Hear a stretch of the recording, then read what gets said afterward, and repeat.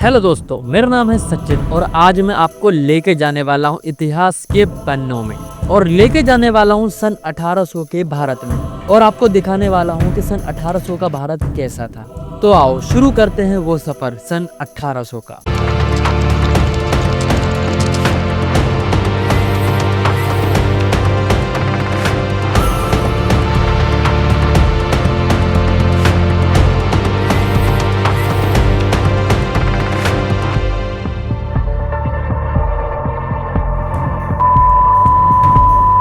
सन 1800 में हमारा भारत एक पूरा देश नहीं था, बल्कि अलग अलग राज्यों में बटा हुआ था और अलग अलग राज्यों पे अलग अलग राजाओं के शासन थे। और उस समय पर धीरे धीरे मुगलों का शासन कम हो रहा था और मराठा, सिख और अन्य ऐसे लोग उभर रहे थे जो कि देश पर राज करने वाले थे। पर उसी समय धीरे धीरे ईस्ट इंडिया कंपनी ब्रिटिश की भारत पर अपनी पकड़ मजबूत कर रही थी और आने वाले टाइम में वो भारत को अपना गुलाम बनाने वाली थी। और 1799 में टीपू सुल्तान की मौत के बाद दक्षिण भारत में अंग्रेजों ने अपना कब्जा कर लिया था और उस समय भारत हमारा एक कृषि प्रधान देश था। हमारे भारत का कपड़ा उद्योग बहुत बड़ा था और खासकर बंगाल का मलमल का कपड़ा तो दुनिया भर के अंदर फेमस था। पर ब्रिटिश सरकार की नीतियों का धीरे धीरे से असर जो होने लगा वो हमारे देश पर होने लगा और लोगों में उसका फर्क भी दिखने लगा। और वो असर ये था कि ब्रिटिश सरकार इंडियन किसानों पे बहुत ज़्यादा टैक्स लगाती थी और उनसे बहुत ज़्यादा पैसा वसूल करती थी और इसी कारण से देश के किसान धीरे धीरे गरीबी में जाने लगे।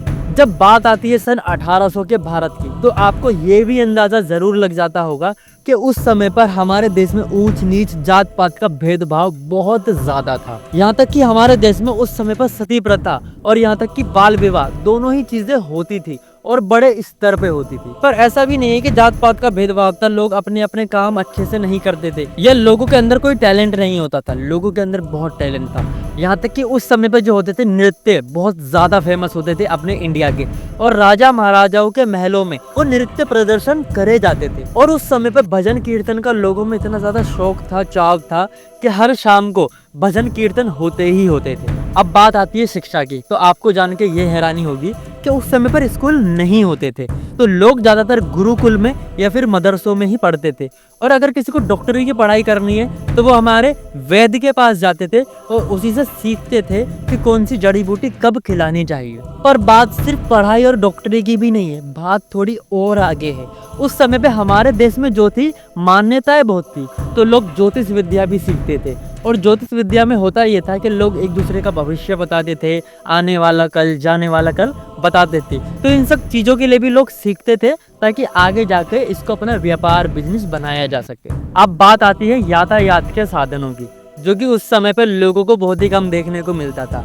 बस वगैरह तो ना के बराबर होती थी, बैलगाड़ियां ही चलती थी।